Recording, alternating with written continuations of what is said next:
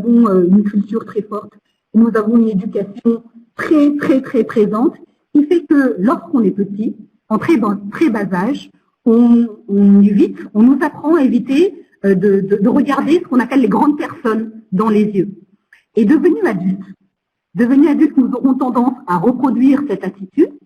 Et lorsque nous sommes en présence de personnes perçues comme ayant une autorité, d'accord, des cousins, des responsables, des directeurs, etc., nous allons reproduire cette attitude et éviter de les regarder dans les yeux. Donc, si nous ne les regardons pas dans les yeux, vous pensez bien que nous n'oserons pas nous exprimer et donner notre avis, fût-il contraire. Et puis, il y a également des préjugés qui concernent, là, on parlait des hommes et des femmes, mais il y a également des préjugés qui concernent spécifiquement les femmes.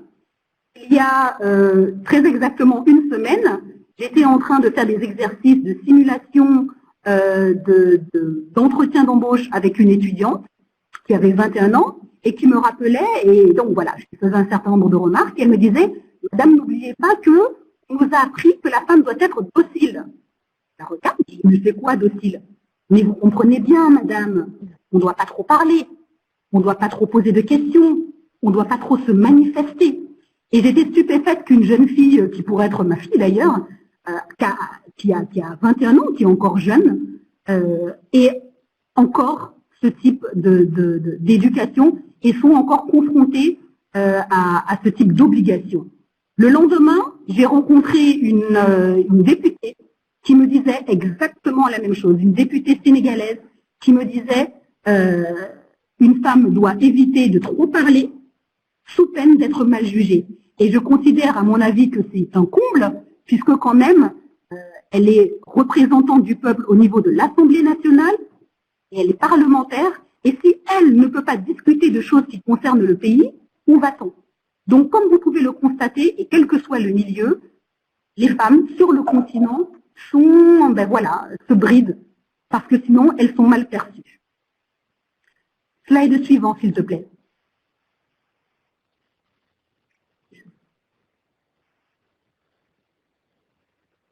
Ok, Joël. Alors, ces femmes s'expriment peu, et puis elles recourent peu également à la formation. Pourquoi est-ce qu'elles recourent peu à la formation? C'est parce que tout simplement, elles méconnaissent les techniques qui sont appliquées dans le cadre de ces formations. Peut-être qu'elles ignorent qu'il y a une offre existante, mais surtout, après enquête, il se trouve qu'en fait, les femmes ont énormément d'occupations. Elles ont leur activité professionnelle, elles ont leur activité familiale, elles doivent s'occuper du foyer, elles doivent s'occuper des enfants, elles doivent s'occuper des autres membres de leur famille, etc., ce qui font qu'elles vont jusqu'à culpabiliser à l'idée d'avoir une activité consacrée à leur propre développement. Elles n'ont tout simplement pas le temps. C'est quelque chose que j'entends régulièrement. Même le samedi, j'ai une cliente potentielle qui finalement a décliné, me disant que le samedi, elle devait aller déposer les enfants à la danse, récupérer les nés au judo, etc., Voilà encore des éléments qui expliquent, peut-être, exclusivement, mais qui expliquent le fait que les femmes, pour le moment, ne soient réticentes à s'exprimer. C'est parce qu'elles ne s'octroient pas le temps d'apprendre à le faire. Slide suivant. Alors, c'est surprenant, et c'est là où on parle de paradoxe, parce que en Afrique, et notamment au Sénégal, les femmes sont de plus en plus nombreuses. J'ai eu du mal à trouver ces statistiques sur les femmes, mais j'ai pu les trouver. Les femmes représentent au Sénégal 51% de la population. Elles représentent 47,5% de la population active, ou des travailleurs. 32% des diplômés du supérieur, des universités, des grandes écoles. 10,9% des postes de direction. J'ai pu contacter Madame Nicole Biakou, qui est la présidente de l'Union des femmes chefs d'entreprise. Elle constitue 36% des chefs d'entreprise. Et grâce à la loi sur la parité qui a été votée il y a quelques années au Sénégal, 40% des parlementaires. On n'est pas encore à 50%, mais il y a eu des progrès notables. Sans compter toutes les associations féminines ou associations tout court où elles sont présentes. Donc, les femmes sont nombreuses et les femmes sont capables. Intellectuellement, professionnellement, socialement, quel que soit l'adjectif que je puisse vous trouver, sont capables et ont de plus en plus d'opportunités justement de s'exprimer. Slide suivante. Alors, nous allons voir si les enjeux, les risques qui sont liés à cette prise de parole en public constituent des menaces ou des opportunités. Slide suivante. Plusieurs enjeux. Le premier enjeu que j'ai pu déterminer, c'est l'évolution drastique du monde du travail. Le monde du travail est de plus en plus compétitif. Nous avons dit tout à l'heure, nous avons fait remarquer que les femmes peuvent désormais prétendre aux mêmes emplois que les hommes. Du coup, cela provoque une compétition accrue.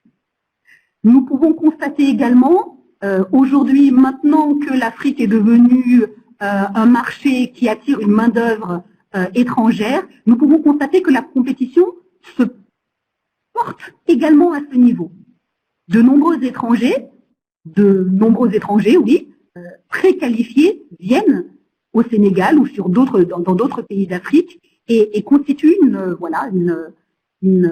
main-d'œuvre plus intéressante dans certains cas, et ça accroît donc la compétition par rapport aux femmes. L'évolution du monde du travail est également, le monde du travail, excusez-moi, est également plus exigeant. Aujourd'hui, il ne suffit plus d'être un bon employé, d'accord? Il faut être plus que ça. Il ne suffit plus de faire correctement son travail, il faut être polyvalent. Il faut avoir de multiples tâches. Il faut être proactif. On ne se contente pas d'attendre les ordres, on va au-devant de ce que veulent nos directeurs, de ce que veulent nos supérieurs. Il faut être un bon manager, il faut être une super collègue. Et comme il est indiqué sur ce petit dessin, et avec ça, on considère qu'on ne fait pas grand-chose. Slide suivant. De plus en plus, nous avons l'opportunité ou l'occasion de prendre la parole en public, dans le milieu professionnel, dans le cadre de réunions d'équipe, où nous avons à exprimer nos avis, nous avons à présenter des projets, nous avons à animer des rencontres. D'accord?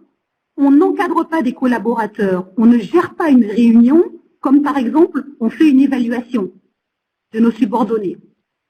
Les enjeux lorsque nous sommes invités à prendre part à un conseil d'administration font que, là encore, nous devons maîtriser, connaître un certain nombre de techniques qui nous permettront d'être plus à l'aise et d'atténuer, je ne veux pas parler la gêne, mais en tout cas la pression que nous pouvons avoir dans ce cas-là. En externe, ces techniques sont aussi importantes et sont tout aussi intéressantes. En rendez-vous clientèle, comment est-ce que l'on fait pour convaincre notre client ou l'intéresser aux produits ou aux services que nous avons à lui proposer? Lorsque nous sommes en face d'investisseurs potentiels, quel est l'argumentaire à avoir? Lorsque nous sommes en face de nos sous-traitants, de nos fournisseurs en tant que responsables, comment faire en sorte que ceux-ci nous entendent, nous écoutent et fassent exactement ce qui est prévu? Quelle attitude, quelle posture adopter? Lorsqu'il nous arrive assez souvent d'être interpellé par un directeur et de devoir le représenter lors d'un colloque, lors d'une conférence, qu'est-ce qu'il faut faire, qu'est-ce qu'il faut dire, quelles sont là encore des techniques à mettre en place et à utiliser pour pouvoir s'exprimer convenablement.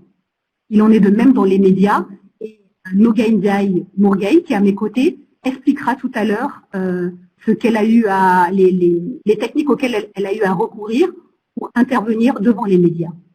Slide suivante.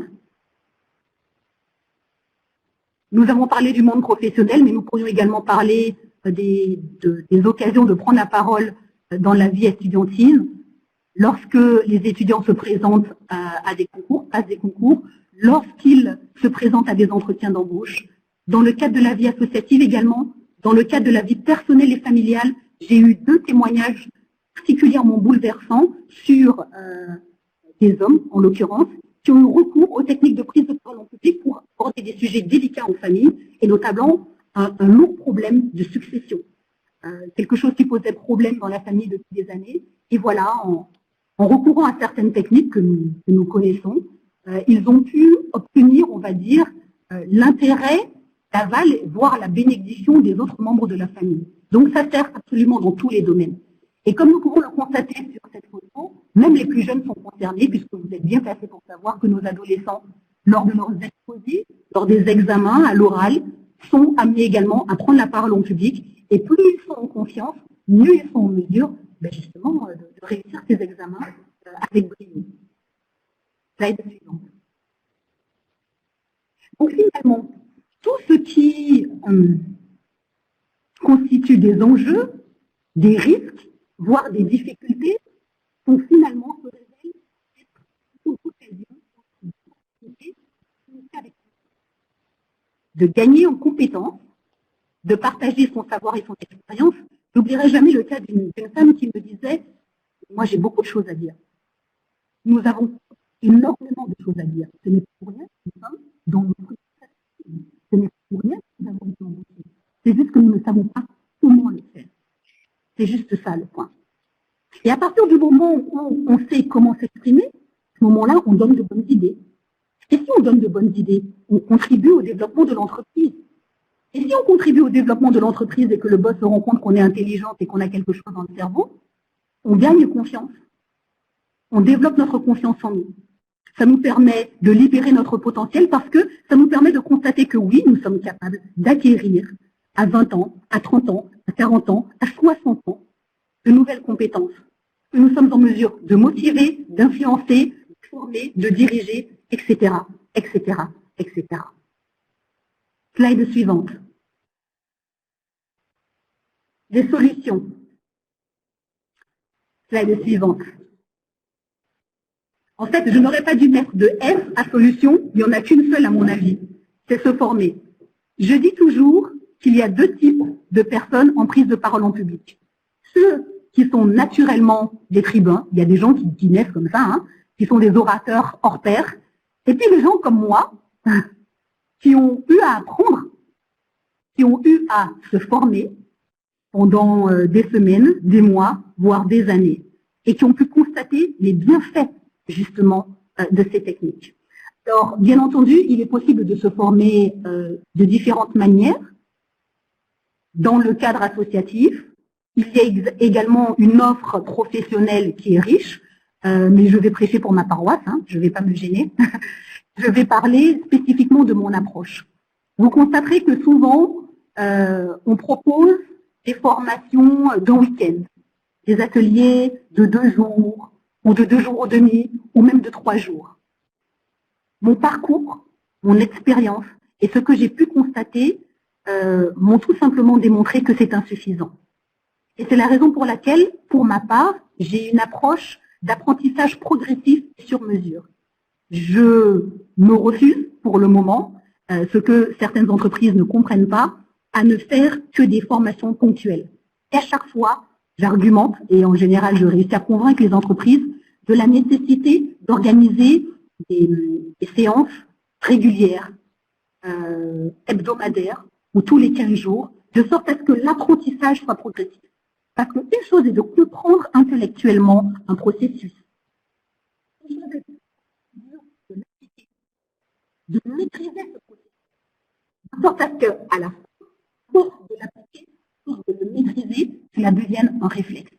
C'est pour ça que je propose en général une dizaine de séances successives qui durent en moyenne 2 ou 3 heures à chaque fois.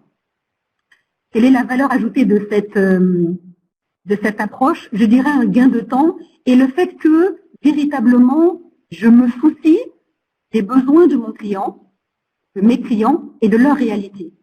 Même lorsque je fais une formation de groupe, j'entends, je rencontre au préalable chaque personne qui va être formée afin de savoir quel est son problème. Certaines personnes ont un problème de structuration. D'autres, au contraire, sont trop introverties. Et je fais en sorte que chacun puisse se retrouver dans la formation que je propose. Slide suivant. Quelques conseils. Slide suivant. Alors, je ne peux pas en 20 minutes vous dérouler ce que je fais en 10 fois 3 heures.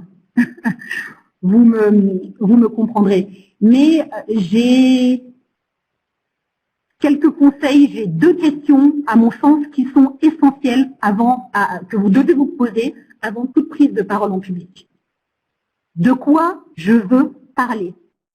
Quel est le sujet très exactement que je veux ou que je dois abordé? Dans quel contexte? Ensuite, quel est mon public? Quelles sont les personnes qui constituent l'auditoire et quelles sont leurs attentes? Pourquoi ces questions sont essentielles? Je vais vous prendre un exemple tout bête. Imaginez que vous soyez un expert en mangue. J'ai bien dit mangue, hein, le fruit. Et qu'on vous demande, voilà, en tant qu'expert en mangue, voilà, il faudrait que tu viennes faire un témoignage sur les mangues. Vous vous rendez bien compte que selon que vous parlerez à un auditoire composé de femmes spéciales, par exemple de cuisiniers ou de pâtissiers, d'accord? Selon que vous parlerez à un auditoire composé de pâtissiers, vous parlerez plus, vous, de recettes, de saveurs, de sucre, que si par exemple vous devez parler à un auditoire composé de chefs d'entreprise, où là vous parlerez de rentabilité, où là vous parlerez de la nécessité d'investir, je ne sais pas moi, sur les boucos de khal, ou sur la mangue Amélie du Mali, ou voilà, en termes de rentabilité, à l'extérieur.